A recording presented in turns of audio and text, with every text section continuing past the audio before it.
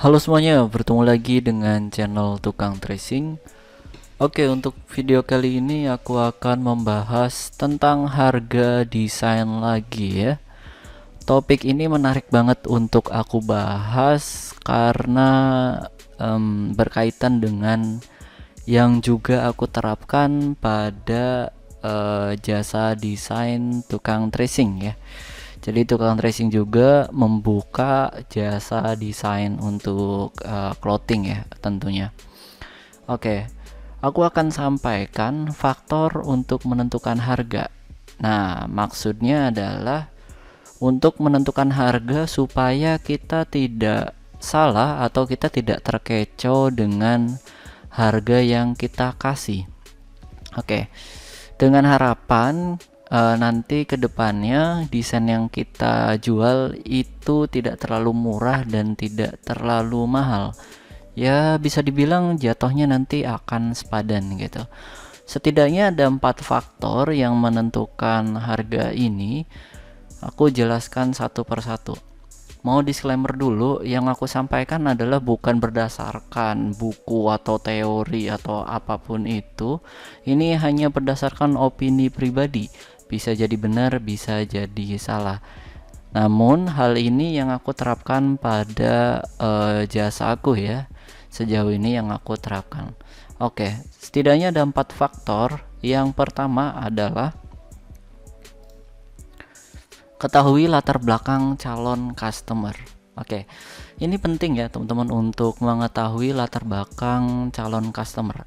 Jadi pastikan ketika ada customer yang eh, menghubungi teman-teman sebagai penyedia jasa desain, teman-teman harus tanya dulu secara detail siapa dia gitu. Tentunya ya dengan bahasa yang sopan atau dengan bahasa yang santai. Dengan hal tersebut kita punya data tuh dari situ ya. Jadi kita tanya dulu, kita riset kecil-kecilan dulu gitu kan. Misalnya kayak namanya siapa dulu, terus asalnya dari mana. Nah, asal ini nanti menentukan seberapa relevan harganya. Jadi nanti teman-teman bisa basa-basi dulu di situ, perkenalan. Ketika sudah tahu asalnya, bisa apa ya, bisa menggambarkan dari latar belakang atau lingkungan yang ada pada customer ini. Karena kan tidak bisa dipungkiri sekali lagi di Indonesia ini pemerataan pendapatan itu masih sangat jomplang ya. Ada kota di mana UMK atau UMR-nya ini hampir 5 juta dan ada juga kota yang UMR-nya bahkan tidak sampai 2 juta.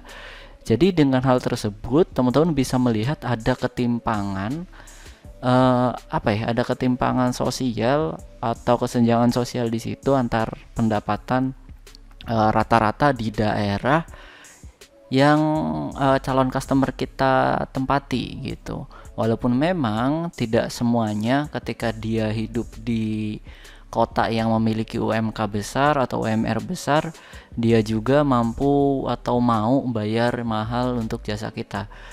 Dan begitupun sebaliknya, karena bagaimanapun itu hanya statistik atau ini ya, hanya rata-rata pendapatan. Bahkan di kota kecil pun yang notabene UMK-nya itu di bawah 2 juta, itu banyak kok orang-orang kaya dan banyak duitnya di sana. Begitupun sebaliknya, orang yang hidup di kota besar juga yang UMK-nya besar itu belum tentu banyak duit atau secara sosial mau mengeluarkan uang lebih banyak gitu untuk biaya desain. Jadi maksudnya itu untuk ketahui latar belakang calon customer gitu ya. Oke, jadi secara nggak langsung teman-teman punya gambaran nih nanti latar belakang dari customernya ini. Kalau teman-teman tanya dulu apakah memang beliau adalah owner dari sebuah bisnis atau memang dia adalah mahasiswa yang baru memulai bisnis dan lain sebagainya. Karena sejujurnya di tukang tracing pun yang aku lakukan adalah aku tidak pernah mematok priceless. Jadi dalam artian kayak kalau begini harganya segini, kalau begini harganya segini. Bahkan sedikit cerita, aku pernah menggunakan cara ini. Jadi ada salah satu customerku, dia orang Indonesia yang kerja di Jepang, kemudian dia di sana pengen bikin clothingan gitu ya. Jadi pengen bikin clothingan brand dia sendiri. Dia menghubungi aku, orang Indonesia yang kerja di Jepang, sembari dia membangun brand kaos di sana, dia butuh desain. Nah, aku pikir kan dia lagi kerja di Jepang. Kemudian aku riset kan kecil-kecilan gitu. Riset kecil-kecilan, kalau di Jepang ini rata-rata pendapatannya berapa gitu kan. Jadi ya dari situ akhirnya aku ngerti, oh oke, sekian sekian sekian sekian. Akhirnya aku taruh nih harganya, jebret. Saat itu dia pesan desain sekitar 5 desain. Aku kasih harga satu desain adalah 500.000, yang notabene itu sangat sulit untuk diterima harga 500.000 per desain di kalangan lokal kita gitu kan. Jadi aku kasih ajukan, kemudian dia nggak nawar, dia juga suka dengan hasilnya, dan project itu aku selesaikan bahkan ya kurang dari 1 hari gitu, karena briefnya udah jelas, konsepnya udah jelas. Aku eksekusi saat itu ya paling cuman 2 jam per desain. Aku butuh sekitar 10 sampai 12 jam untuk mengerjakan project tersebut, dan dapat berarti 500 kali sekitar 5, kalau nggak salah 5 atau 6 gitu, pokoknya 2.500.000 lah aku dapat saat itu dalam waktu 1 hari. Itu artinya latar belakang customer ini berpengaruh. Padahal effort yang aku kasih, desain yang aku kasih, yang notabene desain tersebut yang biasa aku kerjakan dan aku jual di customer yang biasanya gitu, yang di lokal di sini, yang bukan dia yang kerja di luar gitu, itu ya paling mahal harga 150.000 bahkan 200. Jadi aku nggak expect kalau 500.000 dia nggak akan nawar gitu.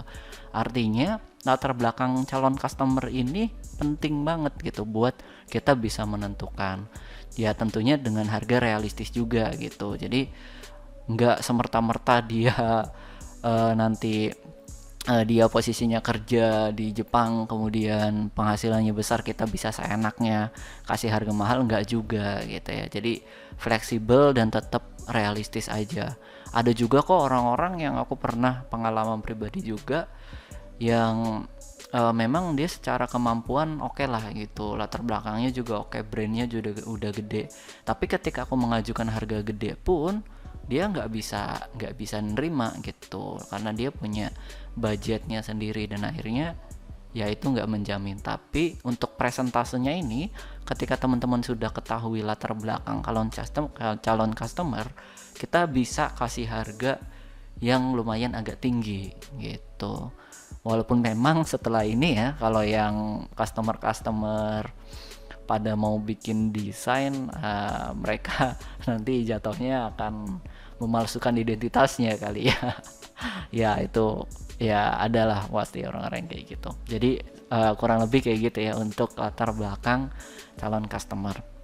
Jadi ini penting banget, makanya aku sampaikan di poin nomor 1. Oke. Selanjutnya ada ketahui tujuan dari desain yang dibuat. Nah, oke, nomor 2 ya. Jadi ketahui tujuan dari desain yang dibuat, maksudnya adalah teman-teman kan ada diskusi nih pada saat pembuatan desain atau artworknya untuk kaos misalnya. Nah, tujuan dari desain yang dibuat ini untuk apa? Apakah dia untuk hanya kepentingan personal, misalnya untuk gengnya dia yang notabene cuman 20 orang atau 30 orang yang nggak dijual secara apa ya istilahnya, nggak dijual secara masif, jadi hanya untuk kebutuhan kecil. Apakah memang desain yang akan dibuat untuk event besar, itu juga berpengaruh kepada harga yang kita kasih. Jadi nanti dari situ, dari tujuan desain yang dibuat, teman-teman bisa menentukan harganya. Jadi sebelum nentuin harga, pastiin semua datanya itu didapetin biar nggak nyesel gitu. Ini cerita lagi berdasarkan pengalaman pribadi juga. Jadi aku pernah kayaknya entah tahun ini atau akhir tahun kemarin, ada satu brand gitu ya, brand lokal ya, followernya lumayan lah, 5.000 6.000 gitu followernya. Kemudian aku kasih harga murah saat itu karena konsepnya memang cuman sederhana, kayak cuman satu warna gitu, dan aku nggak effort banyak untuk ngerjainnya, kayaknya cuman sekitar 1 atau 2 jam gitu untuk menyelesaikannya, aku kasih harga 50.000 gitu saat itu, untuk 50 atau 75.000 gitu untuk biaya desainnya kan, karena pikir aku ya oke lah murah gitu. Nah dia bikin banyak waktu itu, kayaknya bikin 4 atau 5 gitu ya, bikin banyak. Terus aku bikin satu warna semua, kemudian aku kasih ke customernya dan dia produksi untuk kaos. Dan market dari dia ini menyambut baik desain tersebut, dan laku, penjualannya sampai bahkan tembus sekian ribu piece gitu, yang artinya waduh gitu. Aku akhirnya aku mikir kan, waduh gini ya, kok tadinya kalau aku kasih harga lebih mahal dikit kayaknya lebih oke ya gitu. Jadi agak ada nyesel gitu ya setelah tahu desainnya laku gitu, karena gimana pun ya, untuk masalah penjualan di clothingan ini, desain ini sangat berpengaruh. Selain memang faktor-faktor X juga ya, karena ketika kita beli baju di salah satu clothingan juga atau di satu distro, yang kita lihat adalah desainnya dulu, desain atau gambarnya dulu kan, bukan bahannya dulu. Bahan juga oke, meliputi dari hal itu kan, tapi kita melihat gambar atau desainnya dulu untuk kita berpikir nih mau beli atau enggaknya gitu. Jadi kesimpulannya adalah ketahui tujuan dari desain yang akan dibuat. Tujuannya untuk apa? Apakah untuk skala kecil atau untuk skala besar? Kalau tujuannya untuk skala besar, katakanlah misalnya event mobil gitu ya, atau Honda Brio Community Jambore Jawa Barat gitu, itu kan kalian bisa mengekspektasikan kalau wah gitu, desain ini akan diproduksi di kaos, dan kaosnya untuk event Jambore satu provinsi gitu kan. Ya teman-teman bisa berpikir dan kalkulasi, oke sekian piece, sekian ratus piece yang akan kejual, nanti teman-teman bisa kasih harga yang oke juga di sana, tentunya dengan diimbangi dengan kualitas yang teman-teman kasih. Paham ya, dari ketahui tujuan dari desain yang dibuat gitu. Jadi kita nanti sebagai penyedia jasa harus fleksibel sih. Kalau aku lebih memilih fleksibel daripada harus ada semacam kayak price list gitu. Faktor ketiga adalah riset produk. Nah, riset produk sudah aku singgung di pembahasan yang nomor 2. Jadi artinya riset produk adalah teman-teman tanya dulu, misalnya teman-teman dapat customer pengen bikin desain, kemudian desainnya ini untuk satu brand gitu. Teman-teman tanya aja dulu ya, nama brandnya apa, nama Instagramnya apa, atau kalau misalkan ada Shopee atau Tokopedia, teman-teman tanya aja di situ, riset produknya mereka, dan lihat seberapa masif penjualan dari produk tersebut. Karena biasanya dari satu brand pun dia nggak mengandalkan cuma satu desainer, karena yang aku lihat aja gitu ya, dari goresannya dan jenis desain, style desainnya juga beda-beda, walaupun itu satu brand loh. Itu artinya dalam satu brand ini memiliki banyak style desain, tentunya dia juga nanti memiliki banyak ini juga gitu kan, memiliki banyak desainer. Jadi nanti teman-teman riset dulu di situ dari segi penjualannya, kemudian desain seperti apa yang diminati dari dari si produk tersebut, supaya teman-teman ketika mengajukan harga dan benefit yang didapatkan oleh customernya, si customer bisa kalkulasi atau atau hitung-hitungan secara pribadi gitu. Kasih harga sekian, nanti kan customer mikir nih, oh oke, harganya sekian, dikalkulasi nanti gimana gitu. Jadi nanti masalah harga ini kita kasih tinggi atau kita kasih rendah, faktornya yaitu tadi beberapa yang sudah aku sebutkan gitu. Jadi nggak asal main kasih, nanti khawatirnya kita jadi kita jadi ngerasa rugi gitu untuk melakukan desain tersebut. Nah untuk itu nanti aku akan bahas juga mengenai lisensi desain ya. Jadi jenis-jenis desain yang bisa kita mainkan harganya gitu. Oke. Kemudian yang terakhir adalah nomor 4, ini maksudnya.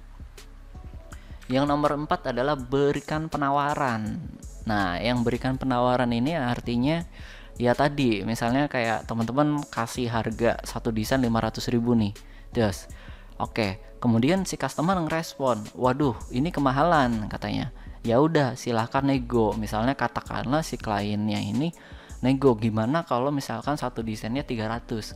Nah nanti teman-teman kasih tawaran aja, oke satu harganya satu gini aja, daripada satu desain 300, gimana kalau buat tiga tak kasih harga 1 juta gitu. Jadi dimainin kuantitinya. Kalau dia mau nego, ya belinya harus banyak. Kalau belinya satu 500.000.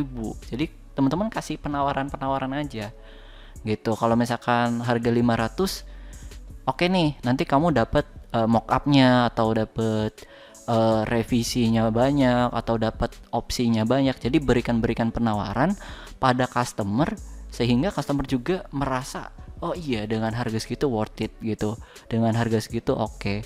Jadi ada win-win solution di situ. Jadi jangan sampai ketika customer ini ketika customer ini nego dan teman-teman ngerasa dirugikan di situ, enggak.